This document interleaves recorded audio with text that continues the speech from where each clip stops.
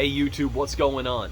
Today is the 20th anniversary release of Pirates of the Caribbean: Curse of the Black Pearl. So I thought we would take a look at something very, very cool, something that I may not talk about a lot on this channel, but I'm actually a huge Pirates of the Caribbean fan, and particularly the original trilogy, although I do love 4. 5 is not watchable.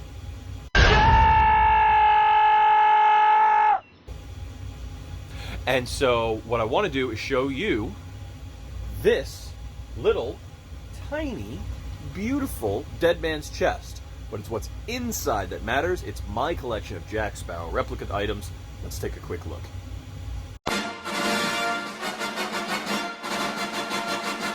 Behold, my stuff.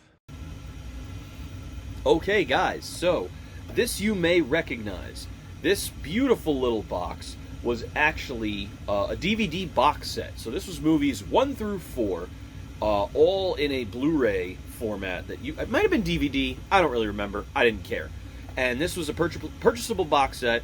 Beautiful, beautiful set, one of my favorite box sets that you could get. And I ended up picking one up so that I could house all things Jack. So I want to kind of go through and show you guys a little bit about what's in this box and what has to do with Jack Sparrow. So, first things first, we have Jack Sparrow's compass. Now this is one of the newer toy ones that you can get, and it's really, really cool. I've gone in and modified it a little bit, but it's a really nice compass. It looks really cool. You can see the copyright on it. It is an official, if I can get this thing to focus, it is an official Disney copyright, but it's made of vinyl, so it's a plastic toy. And I actually have a really beautiful resin cast from CB Studios. Of course. And I really want to get that thing together and finish that up when I have time. But so obviously if you're going to have a Jack Sparrow replica set of items, you've got to have the infamous compass. So the compass is the main piece that sits in the middle, and that's what housed all the DVDs. Oh, there goes the key. So a few other items in here, and we're going to go through them one at a time here. The next thing is this piece here. This is the Master Replicas medallion that came in a 2-part set, and that is the Curse of the Black Pearl, Pirate Doubloon, whatever you want to call it. So these are the ones that they stuck in the chest. They have the cursed Aztec gold cat. She's rubbing on this thing. And so it came with one normal print plated version where it's got the skull on one side and the Cortez gold on the other. And then the other one was just the double-sided medallion that we see Elizabeth Swann wear, and that's the main one we see throughout the movie. Another one is from Dead Man's Chest, which is the Master Replica key. And I never did anything to this. It's just a nice little, it feels like a pewter cast key. And it's got some brass or gold on it and some green, like some rust, which you can kind of see on there. It's fun. You know, it's a fun little thing. Nothing too special. Then, of course, is the Master Replica Jack Sparrow's Piece of 8. And this is what's required to summon Calypso in the 3rd movie. And it does have a really nice bit of detail. And so I do have all 3 movies represented in some way, shape, or form in replica. And keeping with the Master Replica's tradition, I have all Jack's rings. So there's a few things that are different about mine than the standard ring replicas. And I'm going to go through what's different with each ring. First of all, these are the Master Replica rings. And there's nothing too fancy about a few of them because they're just stock. So this is Jack's ring that he picks up. Let's see, I believe that's from, I don't know if he's wearing that one all the time. I think this is the stolen ring, and he gets that from Teodalma's whatever, upriver joint. We have the floral ring. I was so worried about how to get them in. I didn't worry about how to really get them out. Get out of there. So here is the Master Replica's floral ring, which you can see Jack wearing in the films. I believe that ring is worn I think when he gets this ring, he moves that ring to another finger. There is this particular ring, which you will notice has a gold finish on it because it is gold. And this is the least accurate of all the ones that Master Replicas made.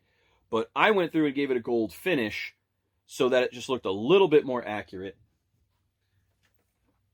This is an example of what it looks like stock. And then this is mine. So I did go through and modify this so that it was just a little bit better than how it came stock. And so I do like the gold look on it. You can get rings from Acme that are way better, but I didn't do that. Now this one is really cool. This is my favorite for a couple of reasons. One is because this is an actual replica of a ring that Johnny wore in real life. So this was something that he brought to the film. This was his ring, not one for the movie.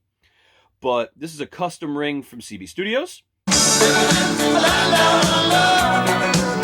And he has gone through and replaced the gemstone in this from a resin one with an actual gemstone, which has made it even cooler. So I really like that particular ring, and that was the last one that I needed, and he, of course, has upgraded his at one point to a much fancier one. Check out his video if you haven't seen it.